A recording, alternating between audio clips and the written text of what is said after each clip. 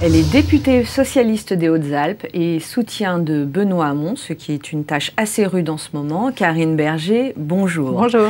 Manuel Valls vient de déclarer son soutien à Emmanuel Macron dans la présidentielle.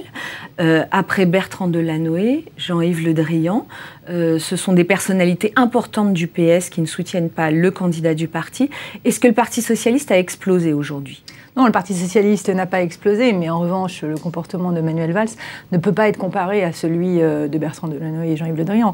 Tout simplement parce que Manuel Valls s'était engagé comme candidat dans l'élection primaire, a été au second tour, et d'ailleurs le soir du second tour ayant perdu, a dit qu'il se rangeait du côté du vainqueur Benoît Hamon. Donc le comportement de Manuel Valls ce matin est minable.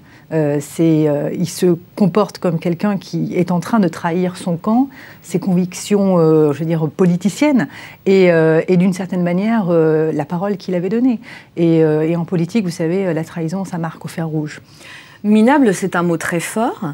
Manuel Valls pourrait dire qu'après tout, Benoît Hamon, pendant tout le temps où lui a été Premier ministre, a été un frondeur, qu'il avait même l'intention de censurer son gouvernement. Est-ce que finalement, Benoît Hamon ne récolte pas ce qu'il a semé pendant ce quinquennat ?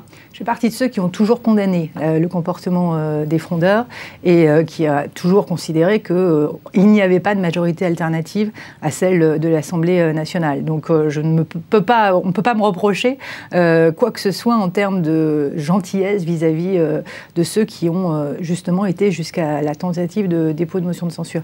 Mais toujours est-il un frondeur ? Ah non, je ne soutiens pas un frondeur, Elsa Fressinet. Je soutiens la personne qui a été désignée par les électeurs de gauche dans un vote qui a rassemblé 2 millions de personnes. J'ai soutenu à la primaire du Parti socialiste et de la Belle Alliance populaire Vincent Peillon. Il a perdu. J'ai toujours dit que quel que soit celui qui gagnerait, y compris si ça avait été Manuel Valls, j'aurais soutenu évidemment le vainqueur. Le comportement de Manuel Valls est très différent des autres, de tous ceux qui aujourd'hui choisissent de quitter d'une certaine façon l'engagement socialiste pour aller voter pour Emmanuel Macron, parce qu'encore une fois, Manuel Valls, s'il ne souhaitait pas perdre la primaire, n'avait qu'à pas être candidat.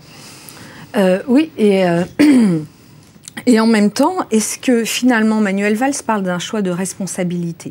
J'entends ce que vous dites sur la discipline, mais est-ce qu'avec un candidat du Parti socialiste, Benoît Hamon, à 10% dans les sondages, c'est-à-dire derrière Emmanuel Macron et Jean-Luc Mélenchon, est-ce qu'in fine la question ne se pose pas de que faut-il faire pour qualifier la gauche ou les progressistes au second tour de la présidentielle ? Est-ce qu'au-delà de la discipline de parti, il n'y a pas effectivement une question de responsabilité par rapport à l'état de la France et qui la conduira plus tard ? Alors, il n'y a pas de discipline de parti, il y a un engagement personnel de Manuel Valls de respecter le résultat de la primaire. Ce n'est pas une question de discipline, c'est lui-même qui avait donné la parole, qui respecterait le vote de la primaire. Deuxièmement, vous me permettez de lever une petite contradiction dans vos propos. Soit vous considérez que les sondages valent vraiment quelque chose.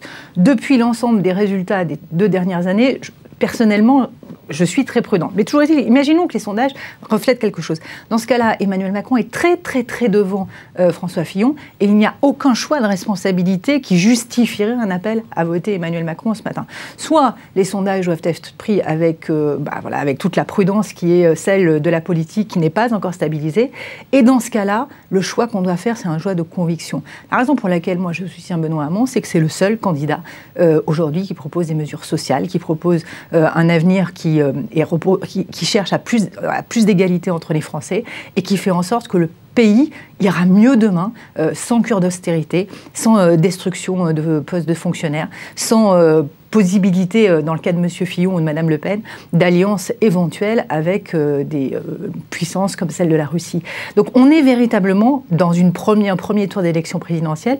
Si on veut voter pour celui auquel on croit, en tout cas les idées auxquelles on croit, quand on est socialiste, quand on est de gauche, il n'y a qu'un seul choix, c'est Benoît Hamon.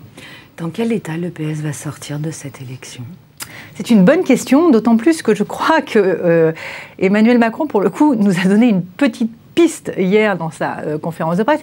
Il a dit que s'il était élu, il aurait sa propre majorité. C'est-à-dire qu'il n'y aurait pas d'alliance avec qui que ce soit, ni avec LR, ni avec le Parti socialiste. Donc la question qui se pose à notre parti, si Emmanuel Macron, comme les sondages ne cessent de le répéter, devait être élu, ça serait de savoir si tous ceux qui ont été sur un choix différent de celui du parti doivent encore considérer qu'ils font partie de ce parti. Personnellement, je pense que nous devons être beaucoup plus durs sur les appels à voter Emmanuel Macron de quelques-uns aujourd'hui. Vous êtes pour les exclusions, c'est ça? Non, je ne suis pas pour les exclusions. Hier, en commission des législatives, le Parti socialiste, la commission dont je fais partie, le Parti socialiste a désinvesti aux élections législatives, plus d'une vingtaine de personnes qui ont parrainé Emmanuel Macron.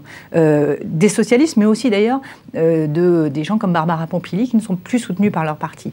Donc on est, et le Bureau national doit valider ou pas d'ailleurs ce comportement, enfin cette proposition.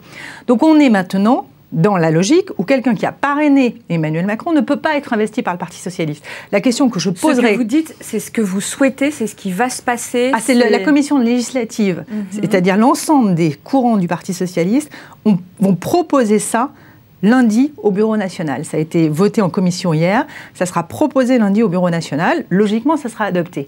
Donc on a désinvesti ceux qui ont parrainé, est-ce qu'on doit désinvestir ceux aussi qui font des appels et campagnes pour voter Emmanuel Macron? Et c'est ce que vous J'y suis plutôt favorable, en tout cas quand il s'agit d'une parole aussi profonde que celle de quelqu'un qui a été au second tour de l'élection primaire, mais je sais que sur ce point-là, il n'y a pas d'accord au sein du PS. Vous voyez le Parti socialiste désinvestir un ancien Premier ministre? Je ne le vois pas, mais en même temps, je ne voyais pas un ancien Premier ministre participant à une primaire.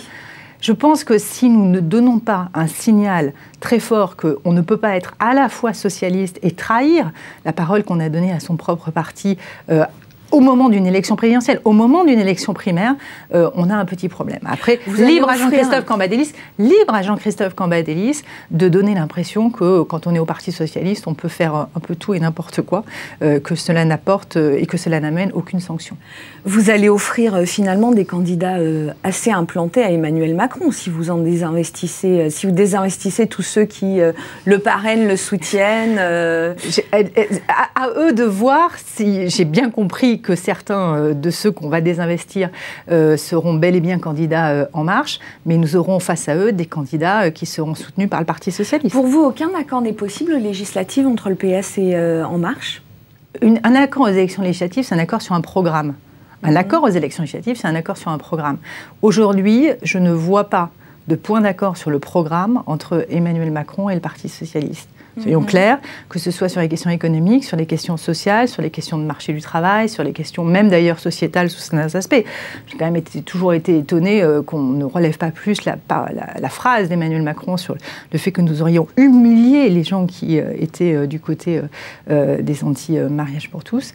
Tout ceci nécessite une clarification sur le programme éventuel d'un programme de gouvernement. Et de ce point de vue-là, tant qu'on n'a pas parlé du fond, tant qu'on n'a pas parlé des idées, tout rapprochement pour législative est totalement impossible. J'ajouterai qu'encore une fois, je crois que du côté d'Emmanuel Macron, les choses sont claires. Il a dit, sujet et verbe complément, qu'il ne souhaitait pas d'accord avec d'autres partis. Et qu'est-ce que vous en concluez, vous, sur ses intentions vis-à-vis du PS ? Je pense que la démarche de En Marche était bel et bien d'affaiblir, voire, si possible, de tuer le Parti socialiste. Vous dites qu'Emmanuel Macron veut tuer le Parti socialiste. En tout cas, je pense qu'En Marche, je ne sais pas si c'est la démarche personnelle d'Emmanuel Macron, mais le Parti En Marche, parce que c'est désormais un parti, le Parti En Marche a comme principal adversaire le Parti socialiste. Karine Berger, merci. Merci.